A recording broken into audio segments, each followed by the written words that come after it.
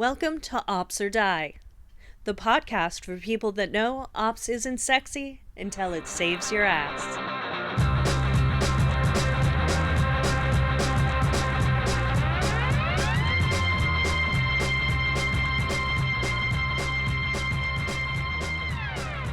My name is Paul Kallmes. I'm based in Oakland, California. I do a lot of work with startups from around the world that are at their seed and Series A funding rounds. I help them with investor readiness, new market entry, product development, and especially intellectual property strategy, which I'm looking forward to talking about today. Awesome. Thank you, Paul. It's so wonderful to have you here and talk about IP. And but I think firstly, it would be good to understand what is IP anyway? Okay, at the highest level, we define it as somewhat vaguely as anything that someone in the company knows or has access to that gives you some kind of competitive advantage. Of course, there's lots of well-known forms of IP like patents and copyrights and trademarks, but it comes in many other forms, and it might be things that are not really shared outside the company, things like license deals, commercial agreements, of course, things like software masks, designs, trade secrets. Trade secrets are kind of the fourth leg of the IP table. We'll talk about that in a little while. The idea being that IP is a valuable business asset that needs to be developed and protected at all times, and therefore employees need to understand what kind of IP are they creating and how do they go about protecting it and not releasing it to the world, because that can have real consequences if that happens. That's amazing. And so it sounds like IP is a lot. So let's dig into what does IP let me do as a business owner or a founder? Okay, that's a really good question because most folks don't really understand what IP is. And if you don't understand what it is, you're going to have a hard time using it properly. So the form of IP most folks are familiar with is a patent, and to a lesser extent, copyright and trademark. We'll just stick to patents for now, but these ideas apply across most forms of IP. So a patent it's in the Constitution, and it's a monopoly granted by the government in pretty much every country under more or less the same terms. That gives you a 20-year lockout from anybody else practicing what is in the claims of your patent. So the only permission it gives you is not to do something yourself, but to stop others from doing whatever it is you have managed to get in a claim in an approved patent. And may have the same advantage. You may run up against a competitor who is doing something that maybe infringes a claim in your patent. You try to stop them. They may turn around and say, well, we have patents too, and it looks like you're kind of doing what our patents cover. So either you're at an impasse, or you might decide to try to find a solution. That's the other thing about IP is it's a very, very flexible and transactable asset. So such conflicts can be readily remedied with the right approach. So IP is not permission to do anything except block others from doing what you have gotten as your monopolistic territory in the claims.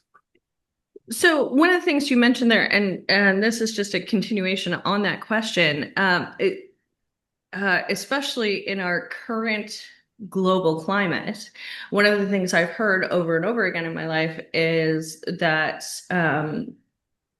there's different IP protections based on where you are in the world, and that comes into conflict sometimes. And when you mentioned that a lot of places, I think you said that they're similar, the rules around IP.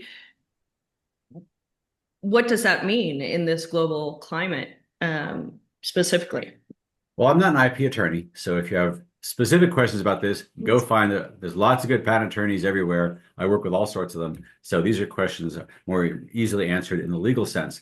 But conceptually, maybe in a surprising twist, the world's businesses have kind of come together. The world's patent granting authorities have come together in a system called the PCT, which means Patent Cooperation Treaty. And it extends to pretty much every country in the world, notably not Taiwan. Taiwan is a highly developed technology-based society. So if you're serious about what goes on in Taiwan, then you might want to take a look at that independent of the PCT. But the way it works is it's designed to give you access to any markets you think are relevant. So when you file your own patent in your home country, the US, Germany, Australia, wherever it might be, You have 12 months to select from the list of all PCT countries, and it's pretty much every country there is. Then you have a further 18 months to select only those in which you want to have a duplicate filing of the patent you got in your home country. And again, an attorney will guide you through this process. Not terribly expensive, and it's worth doing if you think you have a presence or competitors in markets outside your home country. Okay. And the thing about patents, the 12 and 18-month timelines, they're pretty rigorously enforced. There's a lot of deadlines in patents. So you want to make sure you don't miss those. And people do miss them. And sometimes you can claw it back, sometimes you can't. Again, I'm not an IP attorney. I don't know the specifics. But pay attention to the time deadlines. As in most things, they matter. And I've also heard, Paul, that you have to always make sure you file your patent first in the US, because if your patent is filed outside and you start making it public, then in the US, that patent is then deemed as a patent anyone can use. So I don't know if you have any comments on that. Well, again, the patent law is very well established. And so there are certain rules that apply. For example, what you're hinting at, Maria, is that where do you file first? You don't have to do it in the US. Germany is a pretty common place in Europe to start, because the Germans are very thorough in their background research. But in Finland, for example, if you file in Finland to start, Finnish law says you have to get a response from the Finnish Patent Office within 7 months. That's a lot faster than here in the US. So that might be a good place to start. There are considerations. There's something called the on-sale bar, which is if you have something you think could be protected, but if you put it on sale or talk about it in a public setting, like at a conference or an article you publish, you have 12 months to file a patent on that particular thing that you've talked about in public. If you don't, you lose the right to protect it in the future. So that's another 1-year timeline that you really have to observe. But as far as priority where to file, I think any major developed economy would be an okay first place to go. And if you're a German company filing in Germany or a Danish company filing in Copenhagen, to be closer to your attorneys and closer to the patent office there is probably a benefit. So again, within the major developed economies, it's probably fine to pick those. And then start your PCT process. That's really good advice, because there's nothing more heartbreaking than a company that think they have a patent, then suddenly they did not follow the rules. Oh yeah. Like I said, some of it can be clawed back, some of it can't. And if you're locked out, you're locked out. So a lot of nuance here, but those are the basics. So again, any patent attorney can give you these presumably cleanly and clearly. It's up to you to follow it and not miss those deadlines, which startups are known for doing, missing deadlines. So heads up to any startup that has developed something they think is worth protecting, find out if it is worth protecting, then how do you go about it, and then do it. And that brings us to a bit of that you do also need to have good operational processes and controls in place in order to flag the events when patents are due. You do. Usually the attorneys are pretty good about calling up and saying, hey, we're 6 months out, we're 3 months out. I've gotten phone calls when I used to run a patent department at a high-tech research lab. Hey, we're 2 weeks out. If you guys don't pull your act together the next 2 weeks, we're going to lose this application. And that's usually in the case of what's called the provisional application, which is kind of a quick and dirty way to get a stake in the ground at an early date. And that's called your priority date. So the 12-month window gives you time to get everything you need to finish filing the patent application. But it is a pretty strict 365-day deadline. So a provisional application gets it started. It's cheap, quick and dirty, phrase we use. But then you have to convert it to a full application. And if you miss that deadline, it's probably going to expire and you'll have missed your opportunity. So beware of these things. Wow. So you've mentioned deadlines a little bit. So obviously getting a patent, or I guess, do trademarks also count? Like things like that? They do. Pieces? Trademarks you apply for, patents you Okay. apply for. Copyright applies immediately upon writing something. And if you write a song, the song is yours. You don't have to Okay. file anything. And if somebody infringes it, then you can take it to, I assume, the PTO or somebody and say, hey, clearly and you see this. Musicians who make claims that someone stole a riff, and there've been some pretty big settlements. I think Yeah. Tom Petty had one either for or against, but big money involved in things like that. So, and then I want to talk about trade secrets later. That's Okay. a topic unto itself. Let me go back to something Maria mentioned just now. If I can remember what it was. Maria, I'm sorry, what was the question you asked, Maria? I had a follow on that I really want to get to. It was all about Process. Sorry. Yeah. Good thing you're editing this. Otherwise, so patenting is a very deliberate act, and it starts with a well-trained staff that knows what to look for that might be patentable. Again, having worked in high-tech research, we had lots of really smart people doing a lot of very esoteric research. One of the issues we had was these researchers would look at something and think, well, that's fairly obvious. I'm not going to tell anybody about it. It may be obvious to you if you're a PhD in some esoteric discipline, but it may not be obvious to others or to the market. And so it's important to train your staff to say, rather than to dismiss something as, it's obvious, write it down. It's very simple. There's a thing called an invention disclosure, which is how you document things you've done that could be innovative. So it really goes back to training people properly, like so much of business. And then there's a committee that usually looks at these invention disclosures and decides, with a bit of research to understand what's already going on in the market in these same type of application, is this thing worth pursuing to convert to an application, which will then be filed and then converted to a patent after some back and forth with the patent office. So it really comes down to good training of the staff, because all good ideas start with people, presumably smart and dedicated people, doing good work. And this is nowhere more obvious than in high-tech research, where you look at some of the patent filings, say in the semiconductor space. They're so super, super narrow and detailed and focused on such a narrow scope of technology. It's like, wow, who understands this? Not a lot of people. But if it's relevant to the chip you make or the processor you make or whatever it might be, then it's worth pursuing. So there's a lot that goes into that. And you even want to have refreshers. Once a year, have an IP recognition training seminar. I've conducted those. Most people think, not another seminar. So we try to make it fun. And more importantly, if you have a way to reward people beyond just their salary, like sharing royalties of anything that might come of licensing that IP, that's a very strong motivator. I've seen it work very successfully in several settings. So process matters, like everything. Thank you for making Gail Sparks' point about the work. Well, it's part and parcel.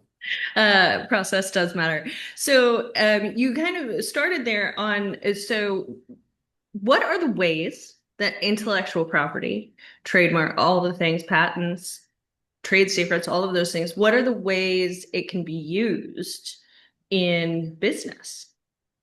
Okay. There's a lot of answers to that question. There's use, there's monetization, there's default, there's lots of different ways. Let me address a couple of them. First of all, monetization. So most folks have heard of licensing in some measure. I think licensing is the most effective business process ever developed, because in essence, you develop something, you protect it, and somebody else wants to use it or needs to use it to do whatever they do. And you say to them, you can use what's in my patents. And for that privilege, you're going to pay me an amount, say every quarter or every year, called a royalty. We'll calculate that royalty that depends on the value that the inclusion of our technology provides to your product or service. And the nice thing about it is you get a check every quarter, every year for money that you didn't work for, because it's included in somebody else's products. And when it works fantastically. As an example, this isn't too anecdotal, even though my memory has some issues at times. I think in about 2018, Qualcomm, which is a huge licensor of its IP, has two lines of business. Product, the chips in your phones and a variety of other things, no doubt. They brought in $18 billion of revenue on product sales, and they had $1 billion of operating profit. They brought in $8 billion of licensing revenue, and they had $7 billion of operating profit from that. 7/8 is 87.5%. Now, of course, that's going to come down, but it's not going to come all the way down. So the beauty of licensing is that it can be really high margin revenue, because it's money you haven't had to work for.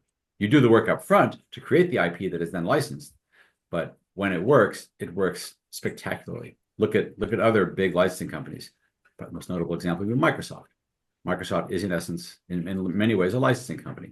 You don't own Word or PowerPoint. You license it from them for your $79-$99 a year. And what's the marginal cost to Microsoft to deliver Word to you? Tiny bit of server space, basically zero. And with the however many people use Microsoft products, you can see why they are so consistently profitable over decades, many decades. So I think if you have IP that can be licensed, then you should think about it. There are accepted practices in licensing. There are trade organizations around licensing, and it's worth talking to them if you want to get some expertise. Attorneys generally involved in the process, because a license is a legal transaction around IP between two or more entities. And that's a great way to make money, because again, it's money you're not working for yourself. And let me say that the most important consideration of all is illustrated by the following example. Let's say you have a factory and you make 10,000 cars a month in your factory. And someone says, I want to make more cars. So we're going to double production. We're going to go to 20,000 cars a month. And you're going to maybe add an extra shift, add some more lines. But at some point, you can't say I'm going to go from 10,000 to 100,000 cars a month in the same factory. It's not going to happen. It simply can't be done. Right? You can build lots more factories, but that's going to take time. We've heard about all these things recently. Unlike something like a physical asset, a patent and any IP, which are called intangible assets, has what I call an unbounded carrying capacity. So look at Google. Google was started by two guys, and there's a famous patent, Larry Page's, called the PageRank patent, issued in 1997 or so, when they were at Stanford. And that patent, along with lots of others, support what Google does. And if Google had one user or 1 billion users, which is more likely the case, the ability of that patent to protect what they do is not impinged at all. You can have one licensee, you can have 1 million licensees. Every single one of them is covered by your patent, and you can defend infringers against your licensee's business by enforcing your patents. It's a really interesting way to look at it, because if you have a market that's large enough to engage in licensing, and not everybody does, some folks think of it as extortion or blackmail. I don't blame them in some cases. But in general, licensing is a completely legitimate, possibly very lucrative way to leverage the brains of your organization as embodied in the IP. And again, that unlimited carrying capacity is a huge benefit. I don't know how many patents and licenses are covered in a cell phone's technology. It's a lot, because it's a pretty complicated device. But if you look at the chip makers who may license their designs, or the designers who might license out their designs, it's really shocking to see how much you can actually earn when it's done right. It's not for everybody, not for every technology, certainly not every piece of IP, but when it's done right, and there are plenty of examples of how it's been done right, you really ought to consider it if you have an opportunity, especially if you're a startup coming out of a university. Generally, there is going to be some kind of formal protection, usually patents, and universities are oftentimes hard to work with when it comes to getting good terms, maybe the sub-license terms. If you've licensed from the university, you've got to buy it at a high price. But if you can get past those obstacles, you can do a lot. I've worked with lots of university tech transfer offices, and when it works really, really well. So I'm a nonstop advocate for licensing as a business practice, and not by extension, but by precedent, you've got to create good IP in the first place to have something to license. Any intelligent potential licensee will see through garbage IP in a moment. So you got to be careful you don't try to sell subpar product. And I mean, and then obviously, I think Stanford and Berkeley and MIT are very good examples of universities that have a really good licensing model of spinning IP out. Yep. And I mean, we can just see the number of unicorns that came out of those universities. Yep. Also sharing equity among professors and students, that's a big incentive as well. It makes sense. Some universities, which I will not name, that I've worked with, could take some lessons from the MITs and Stanfords and Berkeleys of the world.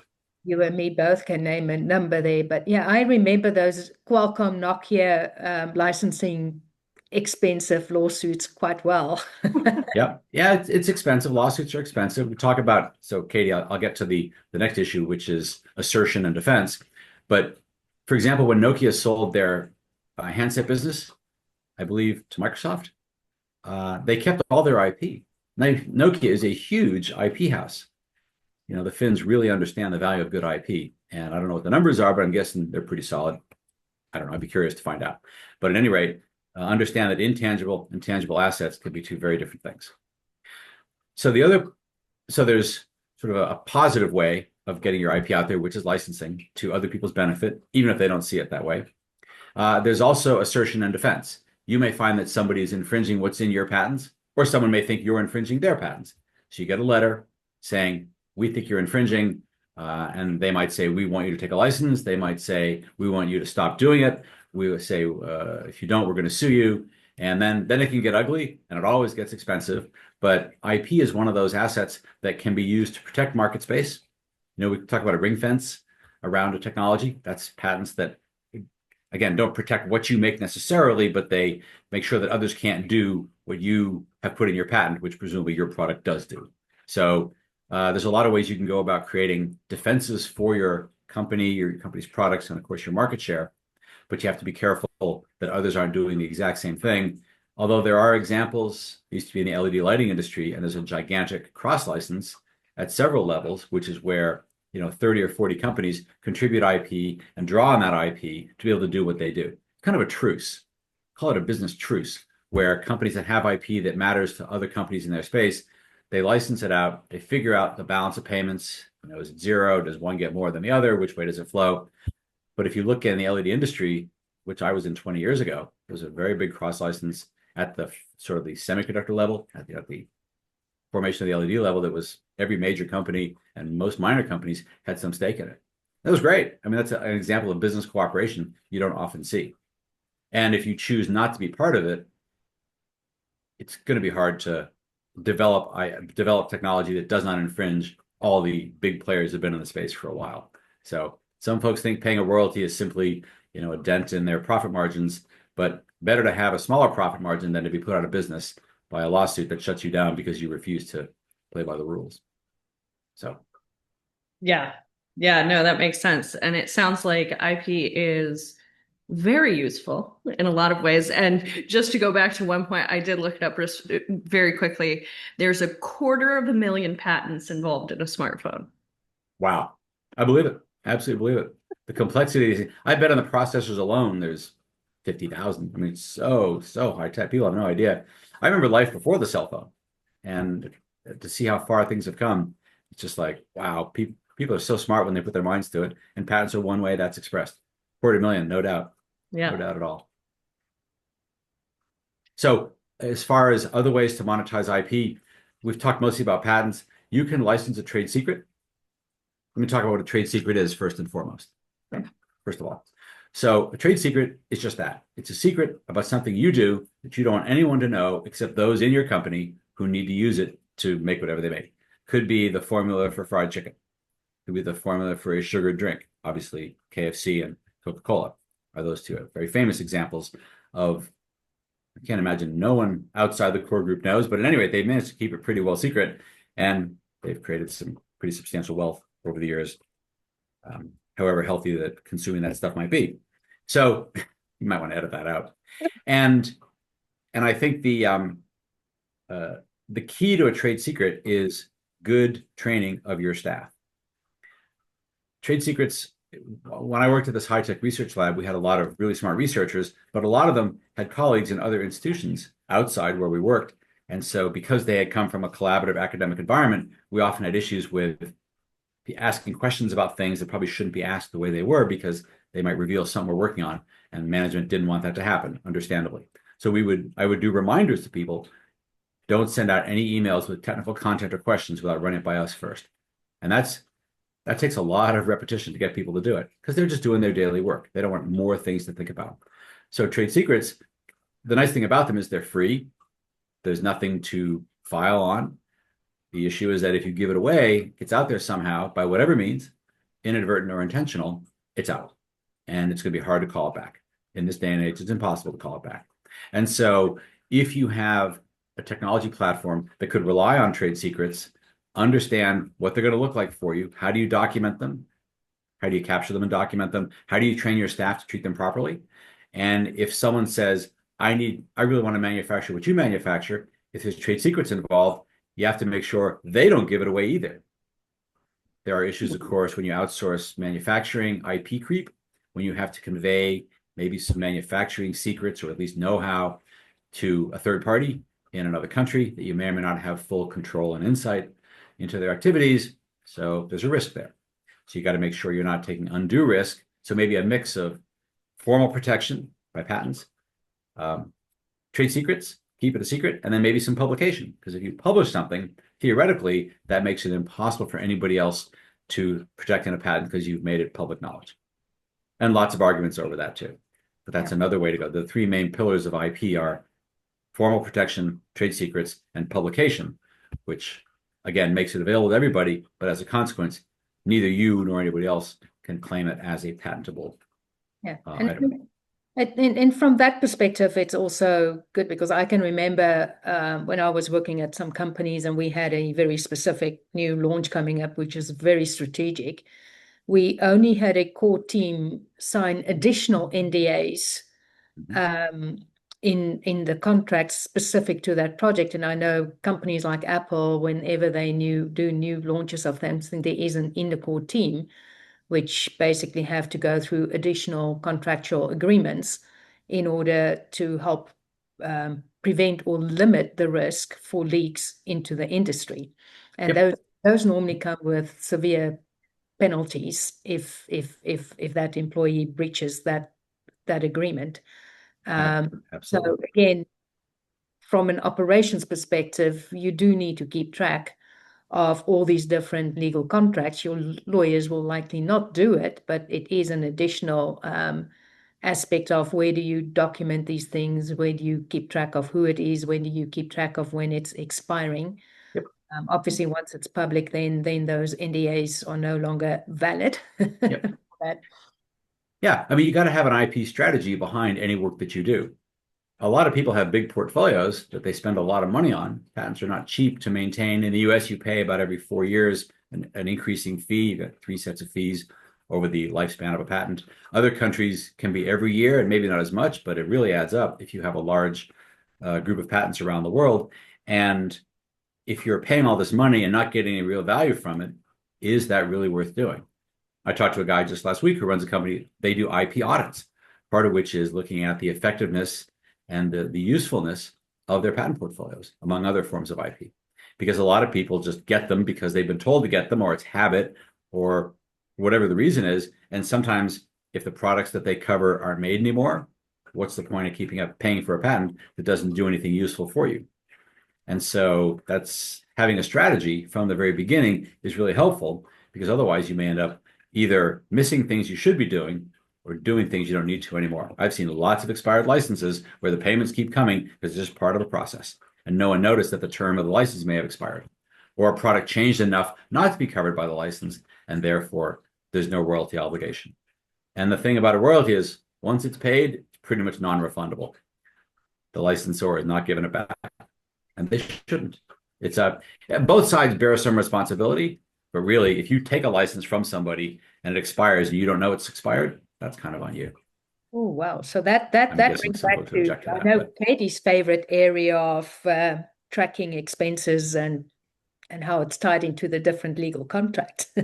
Yeah, I'm a big fan of read your contracts and know what you're signing and know what you're paying for. And IP seems like a big area where that comes into play. And it's not a terms and conditions on that, cell phone that you just opened that's 32 pages asking you, basically saying the same thing you've read 100 times. Contracts in business, especially for IP, is very specific and should be considered very actively engaged with, instead of just, just sign it. It's fine. Yeah, you get in a lot of trouble that way. And again, not everybody needs to understand every line of a contract, whether a license or some commercial agreement, but make sure someone who does understand every line takes a look at it. There's really too much at stake not to be diligent like that. It isn't that expensive to get a contract reviewed if it's a fairly standard contract. I've seen license negotiations go on for multiple years. That gets very complicated, very expensive, but it's usually because both sides think it's worth it. Yeah. So going back to kind of value and management of expenses, but also revenue, where do you start when you value IP in a transaction? Okay, well, there's accepted practice of various types, practices of various types around IP valuation, whether it's a transaction in the sale of a company. IP is often lumped under sort of miscellaneous or goodwill. You really need to have a better line item on a balance sheet of what the value of that asset really is. And some companies just build up big portfolios of patents. They let them sit there in case they get sued. If they get sued, they want to have something to push back with. And that's a perfectly legitimate process or strategy if you don't mind paying the money to support these patents that you're just waiting to deploy. If someone gives you the opportunity, it's not a proactive thing that you do yourself. I've met giant companies that do exactly that. It's absolutely fine that they've made that choice, and I assume it's all properly accounted for. There are other ways to value IP. I'm most familiar with a licensing setting. And as a rough example, here's how we would do it. Let's say you make some gadget and it works fine, but you see that someone has a technology that could improve it. And let's say you get $25 or $250 or $10,000 wholesale for your product as is today. So let's say the new product is added, the new technology is added, make sure it's better in whatever sense. And I can give some concrete examples if you want some. So all of a sudden, you now make an enhanced performance product that instead of charging $25 wholesale, you now charge $35. Okay. Because you make a better product, it's going to get a premium price in the market, like the new cell phones that come out with pretty soon there'll be about 15 cameras on a cell phone, I'm guessing. So these added features and capabilities demand a higher price. And so between the licensor who owns the IP and licenses it to the licensee, the licensor is going to say, look, you're getting a $10, that's a 40% increase from 25 to 35 in your wholesale price. There's a thing called the 25% rule, which is fairly straightforward, which says the value of the IP to a licensee is reflected in the increase in the wholesale price, and that 25% of that wholesale price is due to the inclusion of the new IP. Some folks would argue 100% of that value increase is due to the new IP, but it doesn't work that way. So let's say 25% has kind of become a default standard. There are undoubtedly, and that's just a starting point. You can go up, you can go down. Every negotiation is unique, but that would mean that you as the licensor would get $2.50 every time your licensee sells whatever thing they make that now includes your technology. That's money you don't work for anymore. You will work for it if you get a call from your licensee who says, hey, one of my competitors, they're selling a similar capability, they've got the same capability, but they're not covered by a license. Therefore, it's a non-level playing field. Therefore, you, as the owner of the patent that is a monopoly over this particular slice of technology, you need to go after them. Most licenses would have a term that the licensor has 60 or 90 days to start a license discussion or legal action against an infringer who is getting an advantage over your licensee because they're not paying a royalty. And if it isn't resolved, you may lose the right to collect that royalty from your licensee because it's a non-level playing field. It makes perfect sense if you think about it. If I'm paying a royalty, everybody else should too if they use the same thing I do. Otherwise, I'm at a disadvantage. Well, and also it kind of makes a lot of sense for the licensor to take that on, as it could result in more revenue for licensing for them. Or it absolutely will. Yeah. And you have to go through the process of approaching and starting the discussion. That can be lengthy, it can be expensive, there could be lawyers involved. So there is a cost involved to be sure. But the beauty, again, of licensing is that it's got that sort of unlimited carrying capacity. You can always add more and more. And the more you have, the easier it is to get more, because you say, well, look, we're basically an industry standard at this point because we have, I've worked with companies that had hundreds and hundreds of licensees for the same core patents. And you have the lifespan. A patent is good for 20 years from the filing date. So let's say it takes 2 to 3 years to prosecute your patent through the patent office. That means you get 17 to 18 years, as long as you pay your maintenance fees, of active protection for the claims in your patent. So as long as your licensees continue to make the things that they do that include your technology, you're going to be collecting royalties. That's high margin, reasonably predictable revenue, although product cycles can be pretty short at times. You look at something like design patents, say sneakers. A design patent is a quick and dirty type where it's the design of a sneaker or coffee mug, whatever it might be, that only applies to that product. So it's quick, it's dirty, it only applies to that product. As long as it's being sold, then that patent could be used for protection. Once that product comes off the market, the design patent basically goes to nothing, zero value. So again, a good patent attorney will walk you through all this, and you need a strategy that reflects what you make, where and how you make it, and how you plan to use it. There's so much money both wasted and not realize so much revenue, not realized because people don't understand the proper application of IP. Yeah, I know when it comes to investment in startups as well, investors do value patents because it does give some value to the company. So what recommendation do you have with startups on how they convince investors about the value of their IP and the patents that they have filed? That's both a really good and a really difficult question to answer. I've talked to a lot of venture people, I should say, who say they value IP in their startups, in their portfolio companies. And when I ask them who's responsible for it, they say, well, the companies are generally. And I say, so who in the company has expertise generally in IP strategy and development and deployment and all that? Generally not a great answer from there. So they value it because they know it has some value. It's been my experience generally that most investors don't really understand IP at a deep level. There's no reason they should. They have other things that are more important in their minds when it comes to making decisions about investing in and maintaining portfolios of startups. So what a startup can do is they can say, for example, here's what I would do if anybody take the trouble to do it this way. I think it can be effective. You can say, here's the IP we have. Here's what it covers. Here's our product. Here's how it covers it.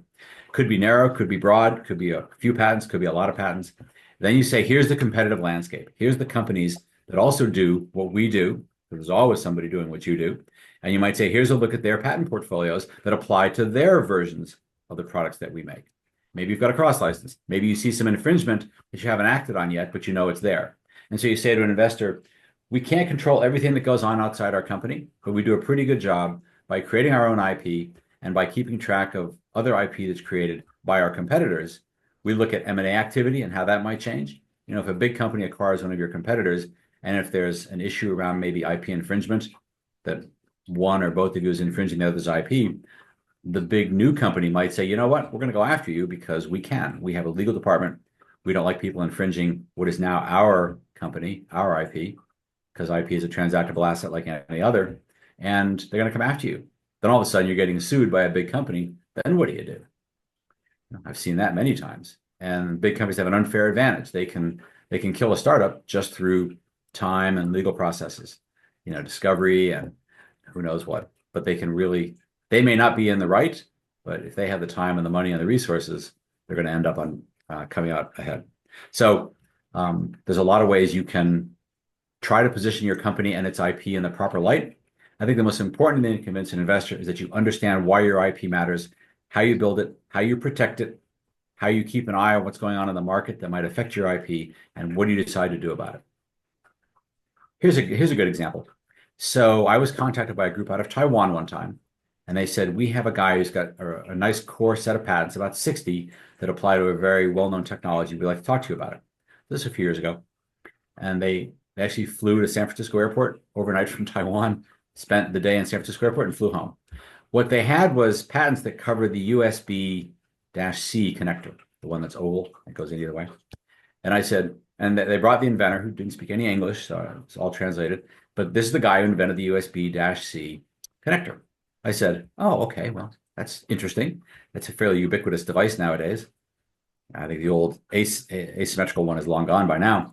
And I said, so what goes on around this portfolio? It must be very valuable because if you really do have legitimate patents that cover the manufacturing and use and performance of the USB-C connector, how many of those are being sold around in the countries where you have patents? And it was a pretty big portfolio. How many are sold each year? You know, billions.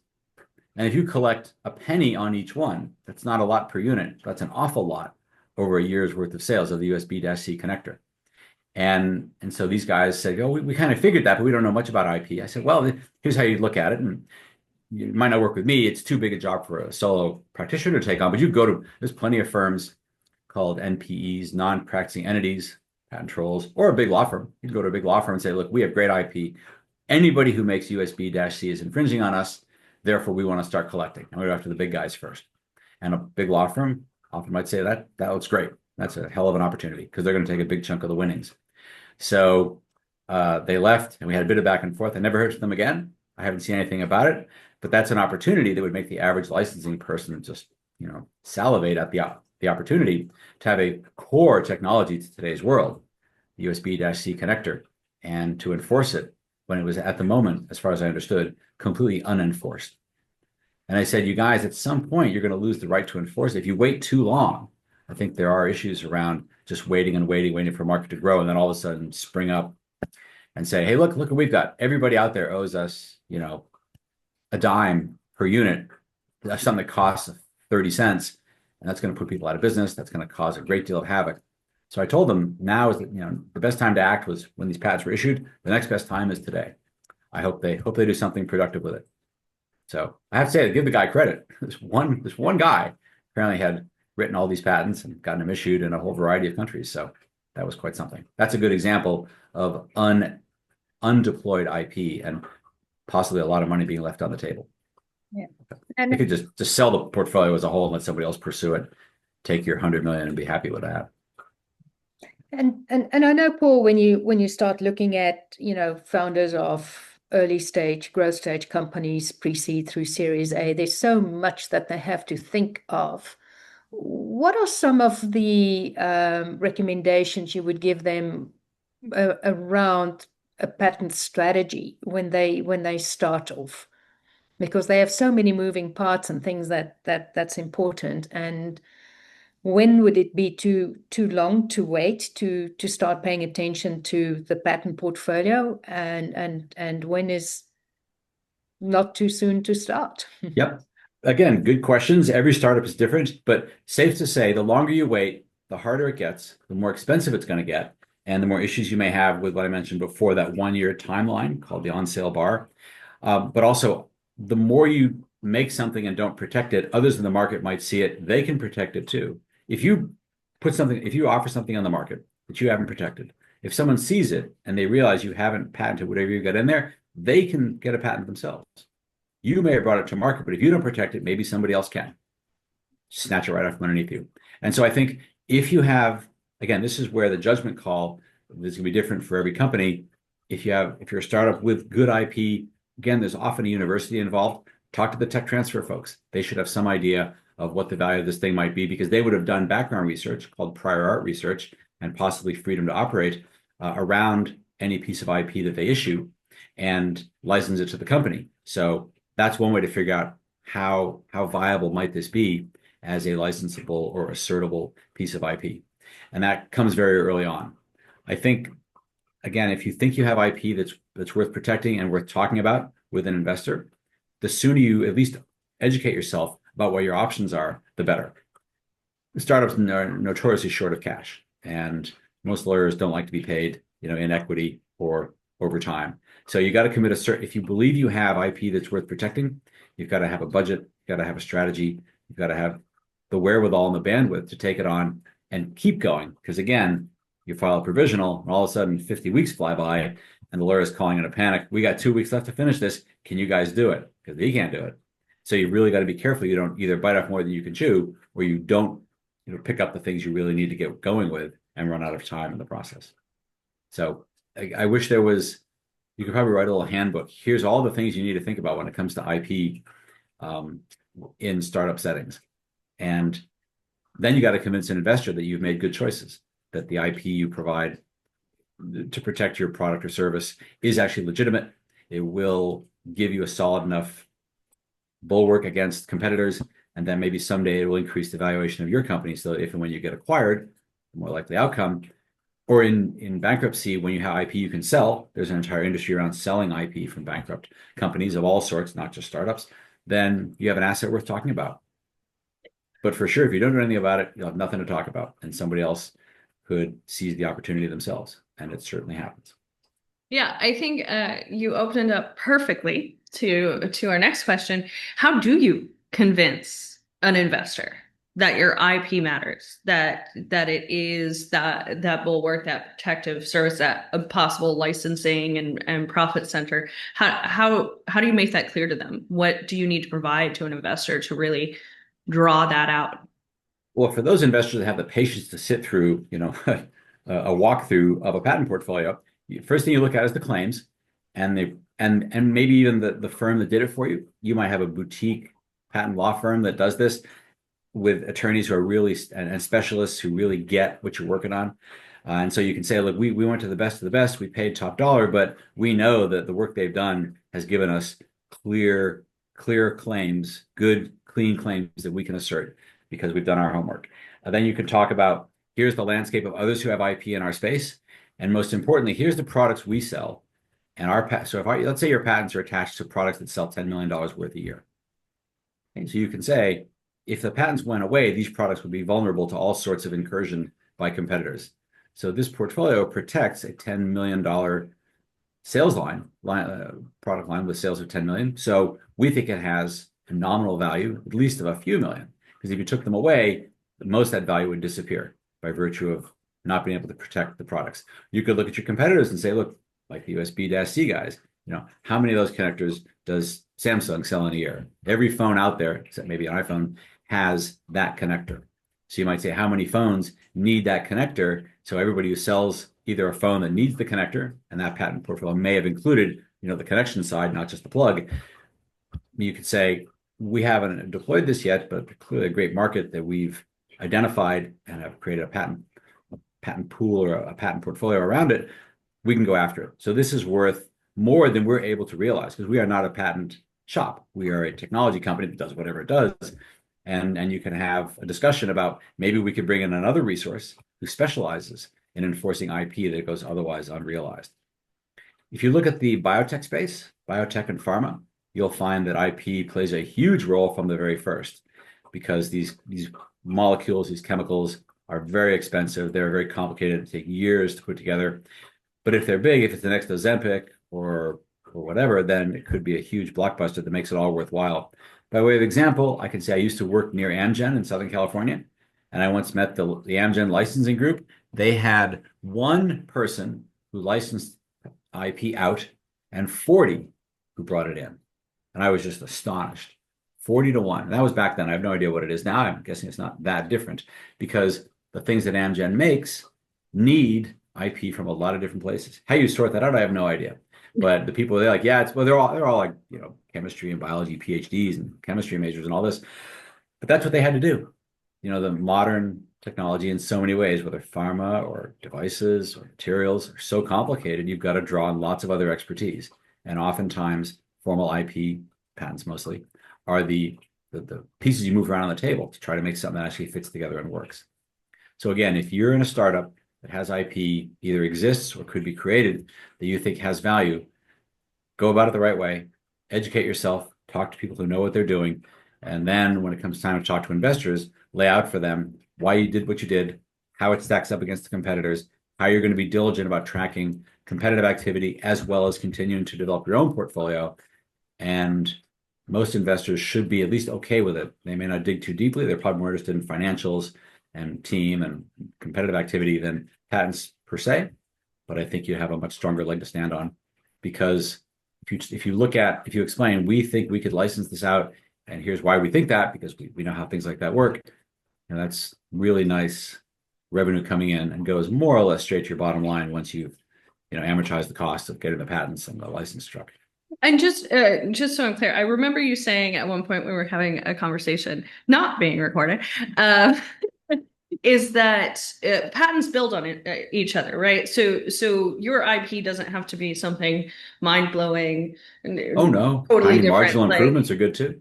Okay, and so those when startups are thinking about this and thinking about their intellectual property, think about not just the steps from A to Z that you need to patent, but think about the steps that are just Z that you used other people's patents to get there and how you do.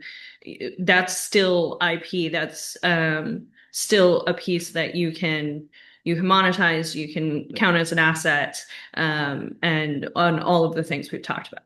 Yeah, I mean, it's hard to come up with IP that's totally new and unique. Those days are gone.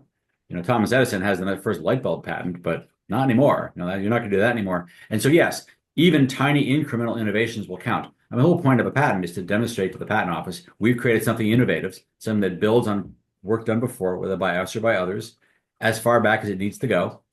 I've seen patents with, citing patents issued in the teens and 20s and 30s. 19 teens and 20s and 30s, because people did work back then that's still relevant to what goes on today. This is a much more advanced version of what they did, but you'll see that. And so what you have is you're making an argument that we do something that is innovative, builds on what other people have done, and here's why we believe we deserve monopoly protection over it from the US government or whatever government you work with. So yeah, if you only want to have IP that is earth-shaking and heretofore unknown, there's probably not a ton of filings you're going to make. So yes, most of it is. That's why I say take a look at, just look at some semiconductor patents, if you can possibly understand them, which I can't. And you can see it very, very minor improvements sometimes. But if it's meaningful for a big enough product category or important enough for its functionality, then it's worth doing. I think IBM has always led US patent issuance in a year. It's like 3,500 to 4,000 patents a year, usually around really high-tech stuff. So IBM's portfolio is worth looking at. But of course, all the big tech companies, Apple, Google, a lot of European, Asian companies have really, really broad and deep portfolios by now because they realize the value in it. So it's really about, again, asking these kind of questions, educating yourself, even talk to investors and say, how do you, potential investor, how do you look at IP? They might say, we don't really care, in which case you don't have to worry about it. Some say that, there's other things. Patents move slowly. Assertion moves slowly. I'm going to guess that a lot of startups move a lot more quickly than the patent structure is used to supporting. So that's why an investor might not care. It's a perfectly legitimate stance to hold, in my view. Well, the investors do care once there's some secondary exits or other exits that need to happen with the company. And no, absolutely, I'm fully in favor of it. But there are reasons not to care that much. Yeah, if timelines don't match, then sure, it makes sense. You may pay a small price. Hopefully, don't pay a huge price. no, that's true. But I think this has been pretty helpful. Thank you, Paul. It's I hope so. Yep. Hope so. And so there's so much more to cover. So if anyone watching this podcast want to get hold of you, we will also publish your contact information. Thank you. Comments below. But what's the best way to get hold of you? Well, I'll start with an email, and then we'll set up a conversation. I'm happy to do it. It may be clear. If not, I'll just say it. I love talking about IP. I love helping people figure out what is a good IP strategy. And the strategy might be, we're just going to keep trade secrets, and we're going to develop products as quickly as we can. That's absolutely legitimate and fine if you can do that. Don't worry about the time and expense of filing patents, and see where it gets you. So a lot of ways to go about it. But again, having a strategy from the very first, or as early as possible, is the foundation of all of this. And then the operational side of how to manifest that strategy follows next. And then hopefully some great outcomes follow. Yeah. Yeah, and it sounds like there's a lot of operational execution in IP that we touched on. Just the dates alone, the execution of the strategy, the expense management of how you execute the strategy. Those are all pieces that we touched on today. That's all part and parcel of operations, as you will. And so we've obviously only scratched the surface on intellectual property. It just means that we're likely to ask you back again to talk to us more, if you will. Sure. If this goes viral, let's do it. Awesome. Well, just one more time, Paul, what's the best way to reach you? Website, list your email address, and then we will sign off.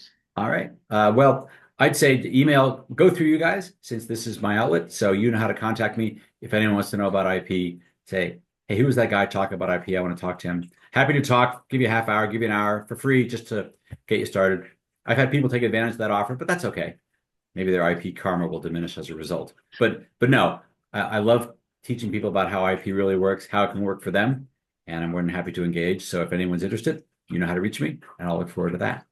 Awesome. So reach out to me, Maria, at scalespark.ai. I will list our website and our LinkedIn's in the notes, the show notes, so you can reach us there. And we're happy to connect you with Paul to talk IP. And of course, you can reach out to us to talk about operations. Thank you so much, Katie. Thank you, Maria. I love talking about this, so let's do it again someday. I love it. Like and subscribe. This has been Scale Sparks, Ops or Die.